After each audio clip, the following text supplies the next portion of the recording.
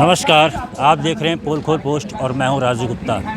आज पूर्व प्रधानमंत्री अटल बिहारी वाजपेयी जी का जन्मदिन दिवस है। इसी के अवसर पर प्रधानमंत्री नरेंद्र मोदी द्वारा आप देख सकते हैं यहाँ पर सीधे सीधे 9 करोड़ किसानों के खातों में 18,000 करोड़ डालने की पहली किस्त के दौर पर चलने का एक अभियान चला है।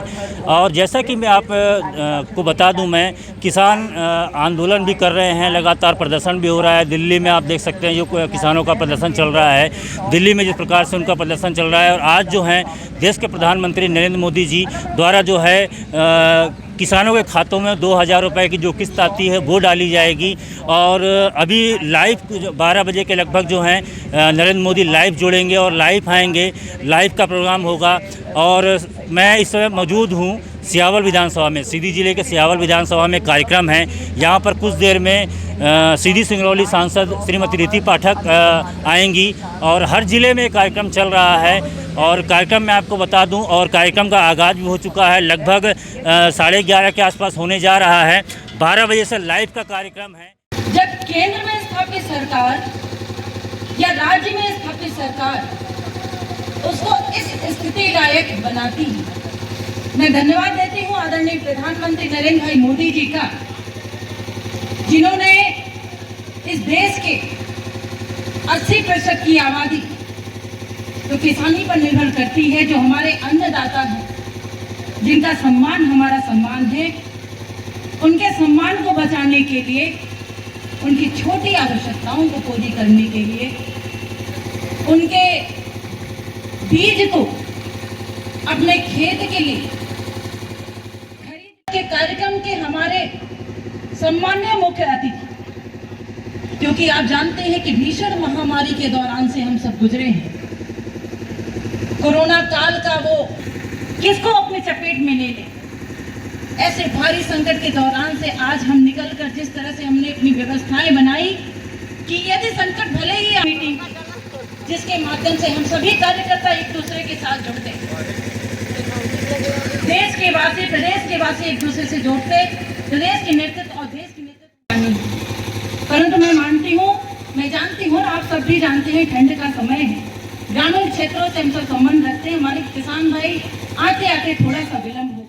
9 करोड़ किसानों के खाते में एक साथ जो है 18,000 करोड़ रुपये आज के क्या कहना।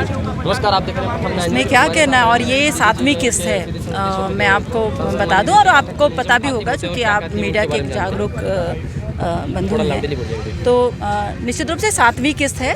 किसान सम्मान योजना की ये जो निधि है 2,000 रुपये हमारे किसान भाइयों के खाते में आज हमारे प्रधानमंत्री नरेंद्र भाई मोदी जी के द्वारा देना था।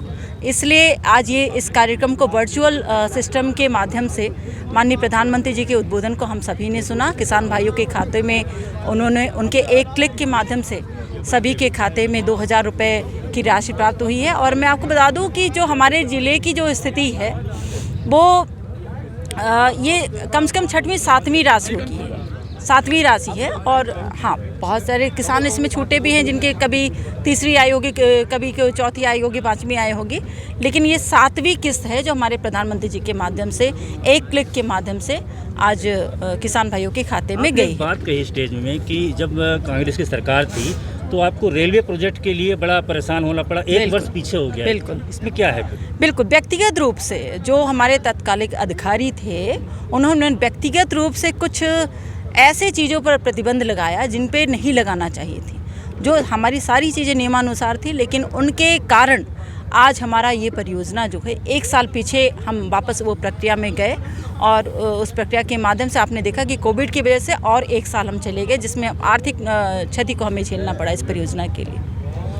अभी वर्तमान में ही अगर हम बात करें जिला चिकित्सालय की, तो जिला चिकित्सालय में रेफर का सेंटर बन चुका है और वहाँ पे जो सुविधाएं चाहिए वो मुहैया नहीं हो पा रहा है। निश्चित रूप से ये इस बात को मैं पूर्ण रूपेण मानती हूँ कि हमारे ज़िले की जो स्वास्थ्य व्यवस्था है वो उतनी मजबूत नहीं है जितनी होनी चाहिए। बहुत सारी चीज़ों की उसमें आवश्यकताएं हैं स्वास्थ्य सुविधा को ठीक कराने के लिए। मैं निरंतर प्रयासरत हूँ। मैंने पिछले पंचवर्षीय में भी इस बात का प्रयास किया था कि सुपर स्पेशलिटी जैसे हॉस्पिटल हमारे ज़िले को मिलें, लेकिन नॉर्म्स को पूरा ना करते हुए मैं इस प्रयास में असफल हो गई।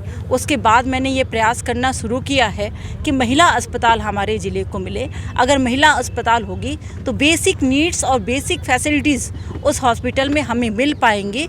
और आप जानते हैं कि आज के समय में प्रसव से होने वाली मौतें, भले हमारी प्रदेश सरकार और केंद्र सरकार इस विषय के लिए प्रतिबद्ध है कि ऐसी मौतें ना हों, लेकिन लगातार हम लोग ग्रामीण क्षेत्रों से संबंध रखते हैं और लगातार ऐसी मृत्यु दर बढ़ते जा रहे हैं। परंतु ऐसी व्यवस्थाओं से के कारण ये मृत्यु दर लगातार कम होंगे।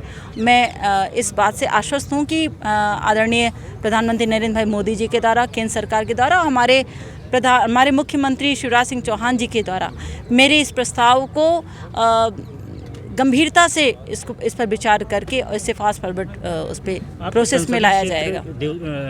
देवसर विधानसभा में दो एक ऐसे गांव हैं जो 1984 में वहाँ पे विद्युतीकरण हो गया, लेकिन लाइट नहीं आई और लोगों का बिल आना चालू हो गया। लगातार वहाँ के दो ग्रामीण जो है परेशान हैं। कलेक्टर महोदय के पास जाते हैं, हमारे पास कल विजुअल भी चले इसके। अच्छा, तो देखिए, इन सब चीज़ों में जहाँ पर हम कभी ना पहुँच पाते हों दुर्भाग्यवश और किसी कारणवश ना पहुँच पाते हों, लेकिन मैं इस बात से बिल्कुल भी ये कहने में अपने आप को ठीक नहीं महसूस करती कि मुझसे पहले जो लोग थे उन्होंने क्यों नहीं किया। निश्चित रूप से जनता ने अभी मुझे वोट दिया है तो मेरी जिम्मेदारी बनती है, और आपने अगर ऐसे विषयों का, ऐसे जगहों का मुझे संज्ञान दिया है तो निश्चित रूप से बताएंगे। मैं जितना भी प्रयास हो पाएगा वहाँ पर बिजली पहुँचाने के लिए या अन्य व्यवस्थाओं को उपलब्ध कराने के लिए मैं करूँ। पिछली बार भी तो आवेदन दिए गए होंगे, आपके कार्यकर्ता तो वहाँ भी एक्टिव होंगे, तो आखिर आप ये दूसरा पंचवर्षीय कार्यशाला में होता तो मैंने ईमानदारी से पहले भी प्रयास किया है, अभी भी कर रही हूँ और आगे भी करूँगी।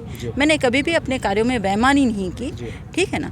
और रही बात पंचवर्षीय की, तो पंचवर्षीय तो 7-7 पंचवर्षीय लोगों के बीते हैं, तो इसका कारण पे मत जाइए, क्योंकि अब मैंने इस बात को स्वीकार किया कि आपके माध्यम से, और मीडिया का सबसे पहला काम होता है कि निष्पक्षता से विषय को समक्ष में रखना।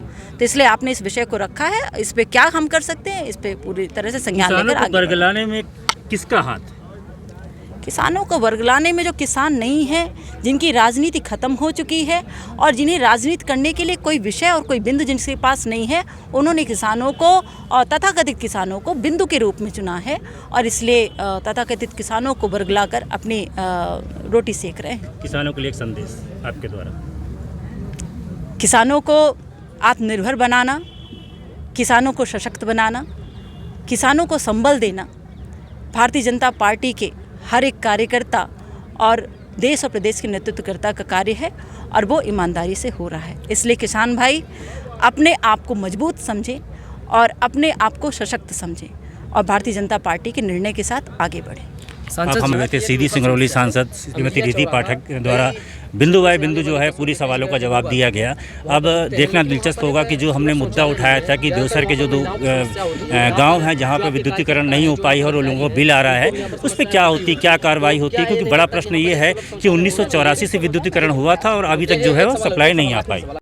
Make happy your feet with our brand with SS Footwear, बैरन का एकमात्र प्रतिष्ठान जहां आपको मिलेगा सभी branded shoes, sandals, wallets, belts और एक्सेसरीज, साथ ही बाटा की वैरायटी ऑफ आइटम जो आपके गेटअप को देंगे परफेक्ट लुक। तो देर किस बात की, आज ही विजिट करें हमारे शोरूम। हमारा पता है 426 वैडन बिंदनगर रोड, धोती, वैडन सिंगरौली, मध्य प्रदेश। नंबर 9425177049, 9798591115।